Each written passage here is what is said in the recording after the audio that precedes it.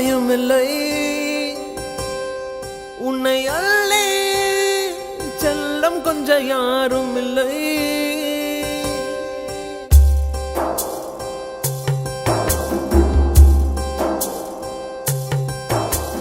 நதியிலே விழுந்த இலையென உனது பயணங்கள் தொடர்ந்து போகட்டும்.